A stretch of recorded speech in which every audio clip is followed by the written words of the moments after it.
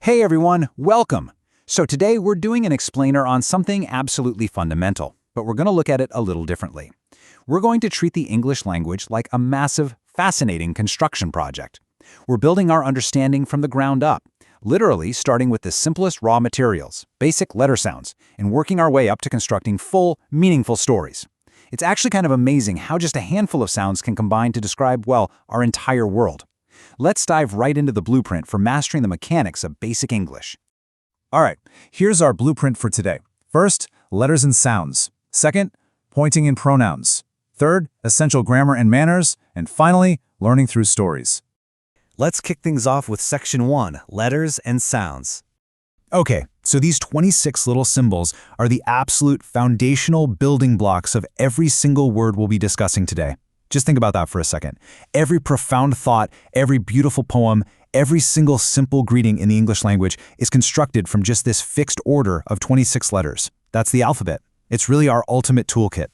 Now we actually divide these tools into two distinct categories. On one side, we've got our 5 core vowels, A, E, I, O, and U. You can kind of think of vowels as the glue that holds words together. I mean, you rarely ever find a word without one. And on the other side, we have the remaining 21 letters, which are known as our consonants, like B, C, and D. These are what give our words their actual structure and shape.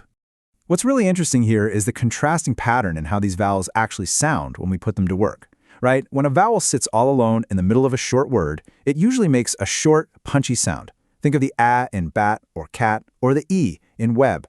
But the moment you add a silent E at the end of the word, or maybe pair it with another vowel, it stretches out into a long sound that actually says the letter's own name. So notice how bat magically becomes bake and cod transforms into code. It's a totally logical rule once you spot the pattern. Moving right along to Section 2, Pointing and Pronouns. Imagine you're standing right in the middle of a gorgeous garden. This is the big leafy tree right next to you, literally so close you could just reach out and touch the bark. It's singular and it's near. But that is the small plant way over on the other side of the yard. It's also singular, but it's far away. So this and that are really just our basic locators for single objects. And the really cool thing is, the exact same physical logic applies when we have multiple items. We're just upgrading from singular to plural. If you have a whole stack of books right in front of you on your desk, you group those nearby items as these. But if you're looking at a huge shelf of books across the room, well, you'd refer to those distant items as those. To really lock these pointing rules into your memory, you can use this quick summary grid to navigate your environment. You really just need to ask yourself 2 simple questions. Is there one object or many, and is it near me or far away? Cross-reference your answers, and you'll literally never use the wrong pointing word again. It's kind of like a GPS for basic grammar. All right, let me ask you a quick question to test this out.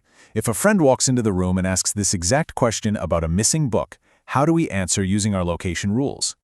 Well, you'd confidently say it is here if it's close to you, maybe right in your hand or sitting on the table right next to you. Or you'd say it's there if it's away from you, maybe sitting on the sofa across the room.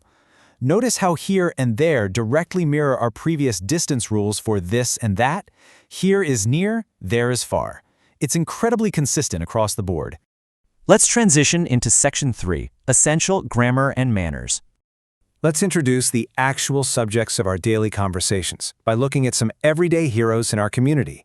We've got the teacher, who builds the nation by sharing knowledge, the doctor, who uses their training to treat illness, the postman, who connects us by bringing our letters, and of course the gardener, who tends to beautiful spaces for us to enjoy. Being able to name these specific roles is absolutely key to discussing the world around us. Okay, now let's dive into a crucial manners check. In English, how you ask for something is honestly just as important as what you're asking for. Distinguishing between can and may is a classic example of this. You use can when you're talking about simple physical ability, like, can I physically reach that top shelf? But you use may when you want to be exceptionally polite and you're asking for formal permission. Let's look at exactly how this plays out when you're sharing a tool with a friend. Notice how the speaker doesn't just blurt out, "Can I use your pen?" Instead, they say, "Nazia, may I use your pen, please?" It elevates the whole conversation. It shows respect, right? Mastering these small, polite words is really what takes your English from just being functional to being truly fluent and friendly. And that brings us to Section 4, Learning Through Stories. As this beginner's guide promises, combining all of these elements into reading is the ultimate test of everything we've gathered in this explainer today. You can think of stories as the houses we build using the bricks of our vocabulary. So let's look at how sentences actually chain together to create action and emotion. Watch the action unfold over time in the classic fable of the lion and the mouse. First, a timid little mouse accidentally wakes a sleeping lion. Naturally, the lion is angry, but he generously spares the mouse when she promises to repay him. Later on, the mighty lion gets trapped in a hunter's net. And who saves him? No way. It's the tiny mouse, who literally chews right through the ropes to free him. It perfectly proved that a sequence of simple sentences can convey a really powerful moral. Even a small friend can be a great help. We see a very similar logical sequence of steps in the story of clever Ramesh. A group of boys is looking at goldfish, and little Suresh accidentally falls into a tall clay water tub. The boys can't pull him out, but Ramesh uses his brain. He throws a big stone at the clay tub, breaking it, so the water drains out and Suresh is saved. We easily understand this thrilling rescue because we can follow the clear, step-by-step action words and nouns we've been learning about the whole time. Which leaves us with this incredibly provocative thought, straight from our stories today. If we take the time to master our foundational English words, and we actually practice our polite manners, just imagine how much we can help each other out in the real world. Language isn't just about passing a test, it's a tool for connecting, for sharing, and sometimes even for saving the day. So, how are you going to use these foundational blocks to construct your own story? Keep practicing those sounds, keep pointing out the world around you, and never ever stop building.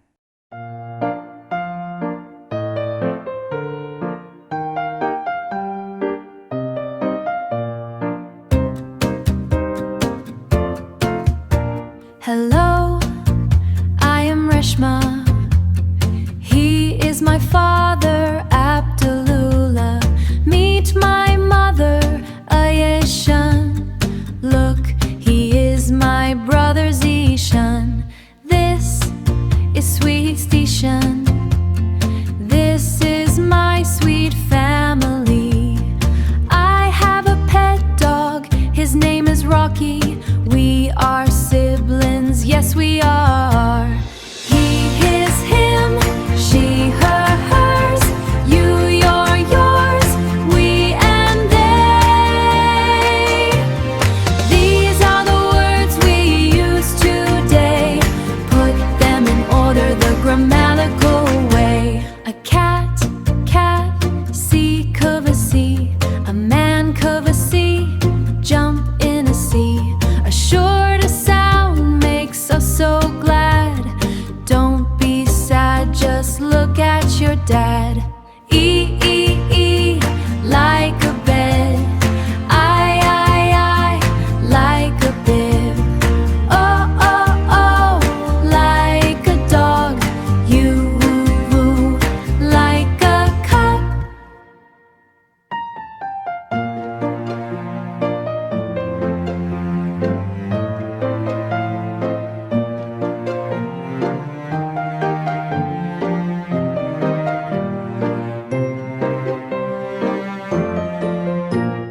In the box, under the table, on the shelf, as long as you're able. Where is the ball? It is in the box. Where is the rat? Under the blocks. Where is the bag? On the table so high. In, under, on watch the world go by. Be polite, say thank you and please. Learn your lessons with joy and with ease.